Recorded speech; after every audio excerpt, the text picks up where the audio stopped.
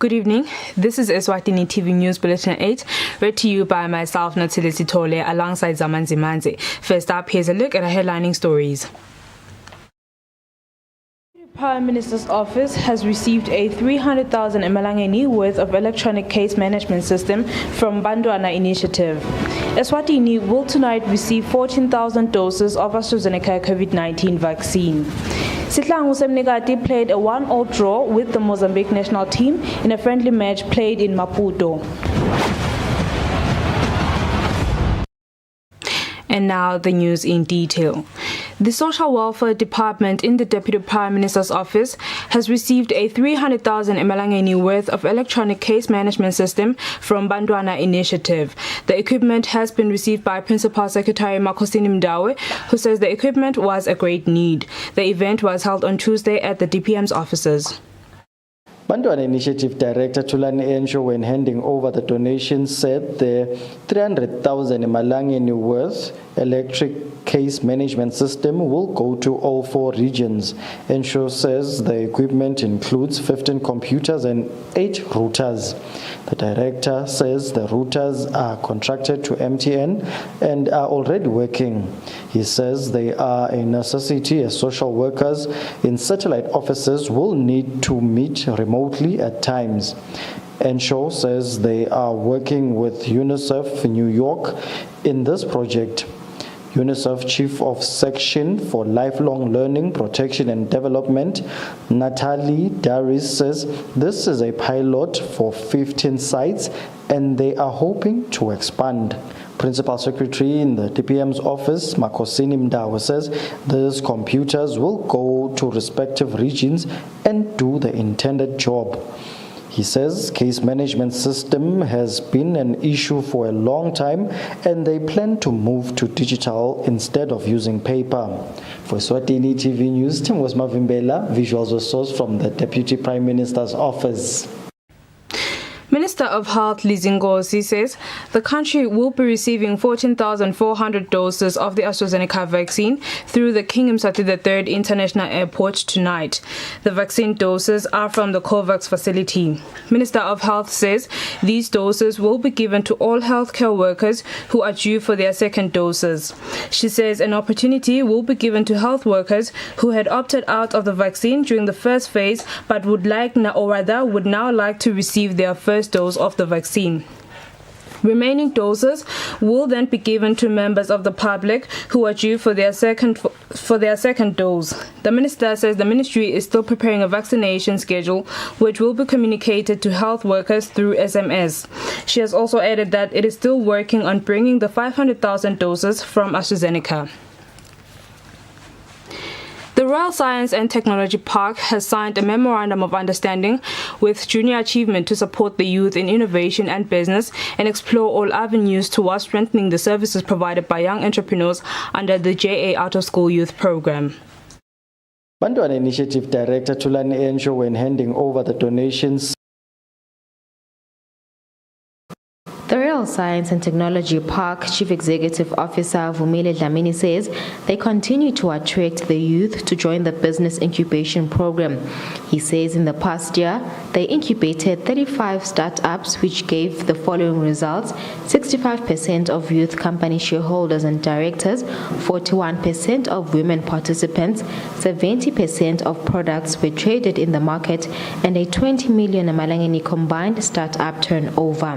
Through this partnership, we will bridge the divide between the entrepreneurship knowledge possessed by out-of-school youth who have gone through the Junior Achievement Program and the requirement of market incubators, regulators, and financiers. In doing so, we hope to enable youth-owned enterprises to make a meaningful contribution to the economy, not by just way of statistics, but by growing to become corporates which employ thousands of people and global players in the export market. Executive Director at Junior Achievement, Petile Masilila, says on an annual basis they release at least 40 viable business ideas from the high schools and at least 300 from those who are out of school. We've seen this partnership as a tool that will complete the value chain, because I think currently there's a de-link on the way we are working. There's a very big need for us to have a strong link between the in-school program and an out-of-school program that will welcome the products of JA alumni. Masilela says she hopes that this partnership will address most of challenges faced by the youth. Reporting, I'm Lunglele Makakula with Mbongwa Dube in Matapa. The Ministry of Home Affairs notifies the public of the temporary closure of Mananga border post due to technical challenges experienced on the Republic of South Africa's side. Essential cross-border travels are advised to use alternative borders, including Gwenya, Matamo, Mahamba, and Lavumisa until further notice. Any inconvenience caused is deeply regretted. The murder trial of a man accused of killing his 18-month-old child has started. The accused allegedly hit the child with a belt all over the body for soiling himself during supper.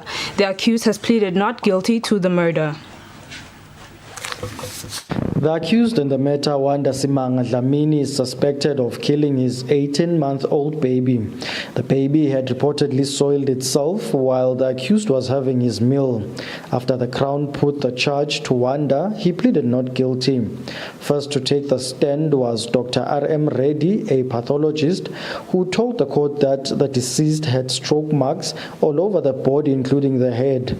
Dr. Reddy also told the court that there were blood clots in the child's brain, which he says contributed to the minor's death. Defense counsel put it to Dr. Reddy that the child had diarrhea and that may have been the cause of death. The witness refuted this claim and stuck to his testimony that the physical injuries were the cause of death.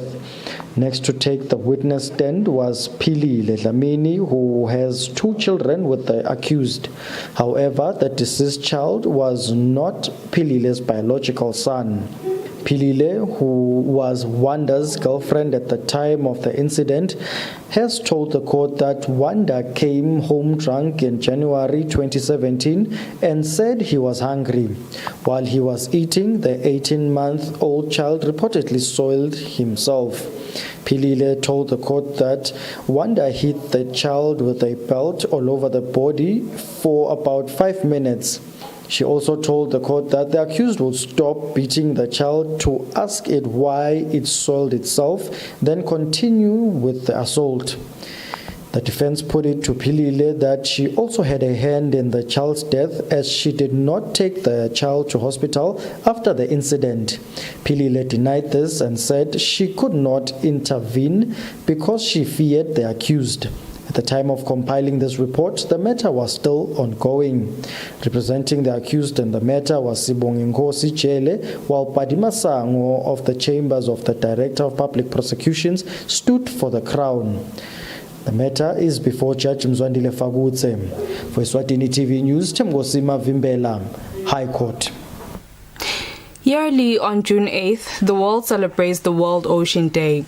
Eswatini Meteorological Services Director Dudu Nhlengetwa says, despite Eswatini not having an ocean, however, oceans remain essential as whatever happens to them, including water pollution and emission of gases, have an effect on the country. This year's theme is the ocean, life and livelihoods.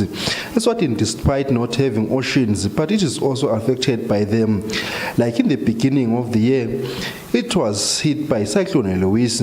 Eswatini Meteorological Services Director Dudu Nhlengetwa elaborates on how Eswatini is affected by oceans. The more we release greenhouse gas emissions and other gases that are then interact with the atmosphere and subsequently with the ocean, we change the nature of our oceans and it affects our climates.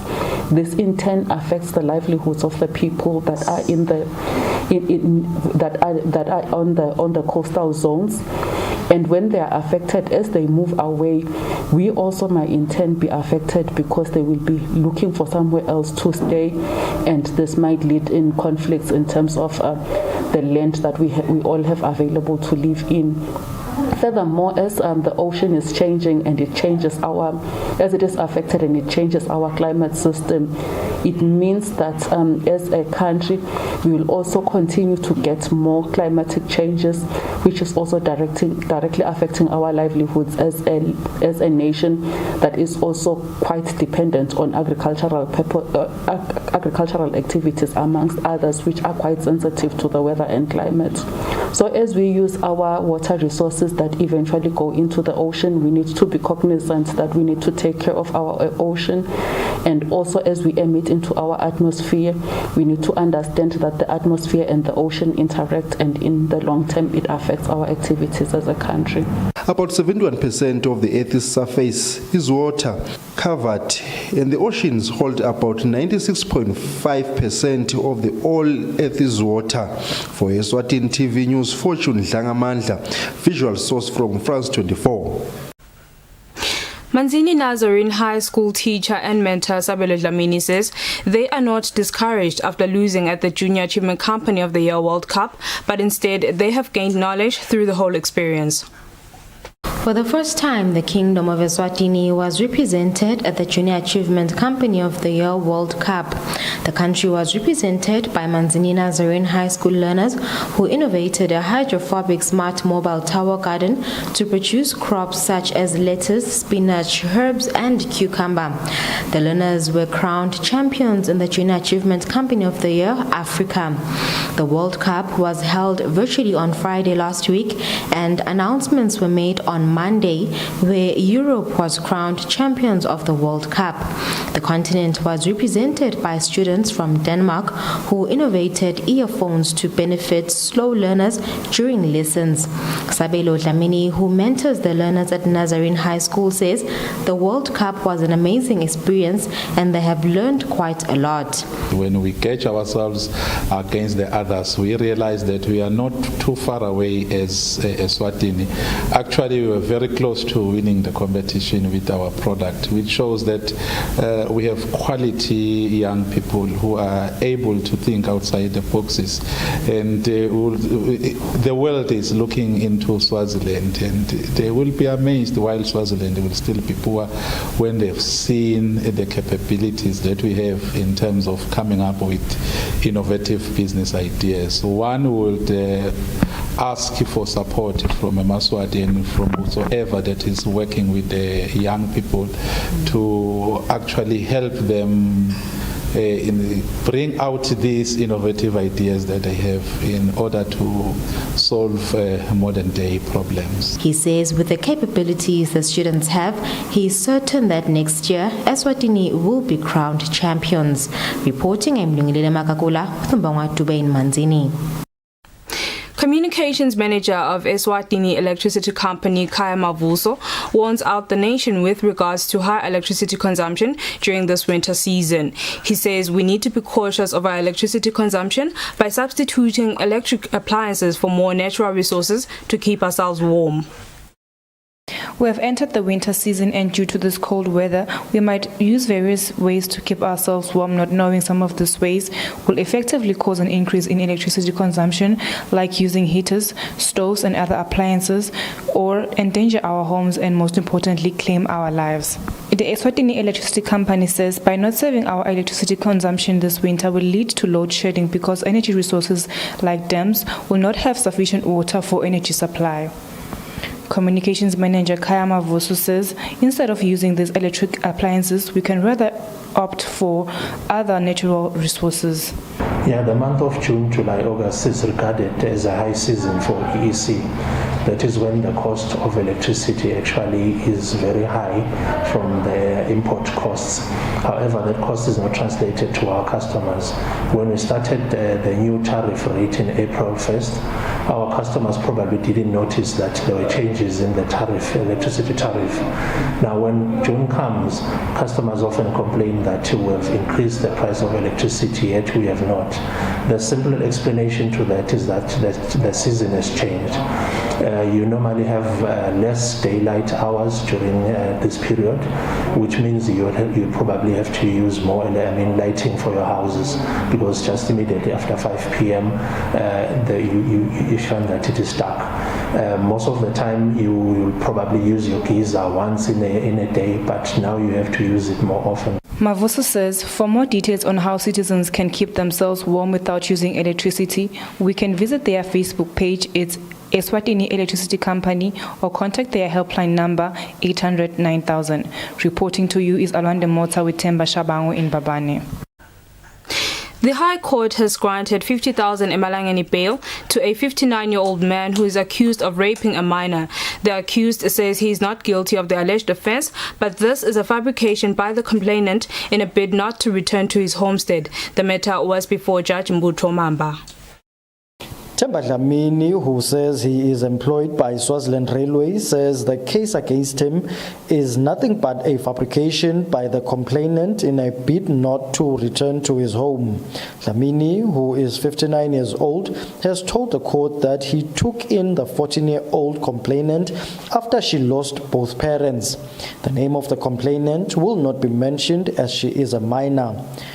In his founding affidavit, Dlamini told the court that he was arrested on the 4th of this month after rape allegations. He has denied these allegations and submitted that he will plead not guilty during trial. Dlamini told the court that the complainant allegedly started disappearing at night to spend the night with boyfriends. He also told the court that his wife beat the complainant for sleeping out. Dlamini submitted to the court that the complainant then disappeared and went to seek her paternal relatives. Dlamini has told the court that allegations of sexual abuse emerged months after the complainant's disappearance. The accused told the court that he would not interfere with witnesses if he could be released on bail. He told the court that he is a sickly person who required constant medication. The accused further told the court that he is an elderly person who is at risk of developing complications if he were to contract COVID-19. The accused submitted to the court that he was employed by Swaziland Railway and risked losing his job if he continued to be incarcerated. The court then granted him 50,000 bail and ordered that he pay 3,000 emalangeni and provide surety worth 47,000 emalangeni. In the matter, Dlamini is represented by Noncedo Ndlangamandla, and the matter is before Judge Mbutho Mamba. For Eswatini TV News, Temgosima Vimbela, High Court. Heavy sentences carried by the Sexual Offences and Domestic Violence Act, as well as financial abuse among couples, can be associated with increasing gender-based violence cases, which sometimes result in murder. This was said by Eswatini Action Group Against Abuse Chief Executive Director Nonhlanhla Dlamini in an interview with Eswatini TV regarding gender-based violence, including murder among couples. Eswatini Action Group Against Abuse Executive Director Nonhlanhla Dlamini says since the inception of the Sexual Offences and Domestic Violence in 2018, the country has seen an increase in the number of cases where spouses are murdered and later the perpetrators commit suicide. Dlamini says there are other reasons why such cases are on the rise, including infidelity. A recent case happened last Sunday where Zanele Mawelela was allegedly murdered by her husband Paul Makitl-Tsagen Masilela, who reportedly committed suicide on Monday. Eswatini Action Group Against Abuse elaborate on findings by the organization regarding these cases. Most men now are like, now I've killed this person and I don't want to face the law, so I'll rather die. So we have actually seen an increase in men committing suicide because of that. And one might actually ask what really is causing the high incidences these days. And I would say it's a difficult one because gender-based violence, it's not like mathematics where you know that 1 + 1 is equals to 2. So there's so many reasons that actually make people to abuse. But top on the list, what we've actually observed is the issue of infidelity or adultery. And love is jealous in a way. So some people would find out that their partner is actually having a relationship and then they say, I don't want to lose her. I would rather kill her than to actually have someone else take her. So we've actually seen that. But on above that, it's the issue of power. People use power to abuse, and power comes in many forms. It can be physical power, where the person is actually physically fit. It can be financial power, where the person has money and uses that as a weapon. It could be position power, depending on the position that you have in a society. And what we have seen recently is that even women who actually have the financial power tend to also abuse men because of their financial power. According to the SOTV Act, murder cases can carry up to 25 years sentences depending on the presiding officer. For Eswatini TV News, Fortune Dlangamandla, Mazini. The Family Care Clinic will on Friday host a health awareness campaign at Bulletin in Babane. The director, Dr. Charles Aziz, says they saw an opportunity to create an awareness, reason being Bulletin was one of the communities affected by the second wave of COVID-19. He says services to be provided on the day include the vaccination of children and maternal health education. The health awareness campaign is themed Naga Impilo Yako. The purpose of this health campaign is to sensitize the public on health issues because communities are made up of different groups of people who some of them may not know their health needs. Dr. Charles Azi says as the clinic, they see this as an opportunity to create an awareness, particularly because of reports of a third wave of COVID-19, which is approaching. During the second wave of COVID, the community had a very huge number of people who were affected by that incident, the infection. And as the nations are preparing for a third wave, we felt it is now the right time to inform them and sensitize them about health issues, especially in relation to any wave that might be coming again, in terms of COVID. So that is the background. The clinic has partnered with the Ministry of Health, AHF, PSI, and the Royal Eswatini Police Service. Reporting, I'm Lungelele Makakula with Mbawa Tube in Babane.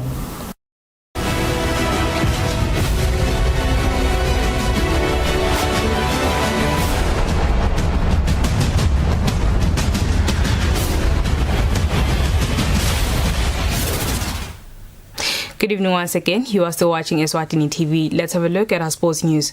National Sihlangu Semnikati has played a 1-1 draw in their friendly match against Mozambique. Sihlangu's goal was scored by Sandile Kamete in the second half. The game was played in Maputo in the Republic of Mozambique. Sihlangu Semnikati trip to Mozambique was ended on Tuesday when playing a 1-1 draw against Mozambique. Both teams headed to half-time, still not. Mozambique netted early in the second half, with Sihlangu's Sandile Kamete equalizing in the dying stages of the game. The game ended on that note. Last Saturday, Sihlangu was victorious against Lesotho with a goal 2-0, meaning that they have not lost a game in their two friendlies played against Mozambique and Lesotho respectively. The two friendlies were based on preparations for the upcoming COSAFA tournament and CHAN qualifiers. For Eswatini TV Sports, Professor Msonera, Mbabane. Eswatini Q Sports President Muntu Dlamini says the association is working on introducing different structures of the national team from juniors to the seniors. Dlamini says this is one way of ensuring that the teams are always ready in case there is an international tournament. Q Sports last had a national team in 2008 when hosting the then World Cup. Dlamini was speaking during the annual general meeting in Malkans. Eswatini Q Sports Association held their annual general meeting where different members of the association from different regions of the country took part of the meeting.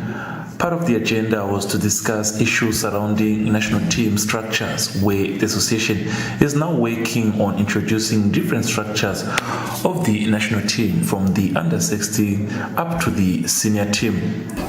Okay, target here to be good by August, September.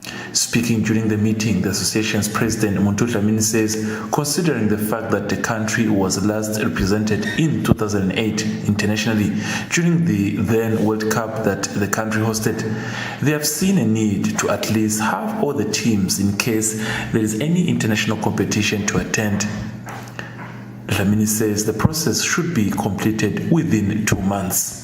Inhloso yethu ukuthi noma nabe mhlambe sigcina siyidele imali yokuparticipate but si ready thina lokuthi noma nabe sithi sponsor anikayiswa imali nayo imali hambani sathu ubhaka wethu sihambe sathi indvuku yethu sihambe sodlala. The association then proceeded with the nominations for the upcoming elections, where Muntu Dlamini was nominated for the position of president unopposed. For the position of the Secretary General, Mbongeni Kametse was nominated also unopposed. For the position of Treasurer, Fana Gama was also nominated unopposed. 2 members being Temumenzi Mazia and Melusim Tembo were also nominated unopposed for the positions of members. For Eswatini TV Sports, Fabisum Sonera, Markens. Well, Eswatini, that's all for now. Before we conclude, let's have a look at our top stories. Deputy Prime Minister's Office has received a 300,000 emalangeni worth of electronic case management system from Bandwana Initiative. Eswatini will tonight receive 14,000 doses of AstraZeneca COVID-19 vaccine. Sihlangu Semnigati played a 1-1 draw with the Mozambique national team in a friendly match played in Maputo. And with that, we sum up our bulletin for the evening. Up next is the weather update from myself and the crew at Eswatini TV. Many thanks for watching. Good night.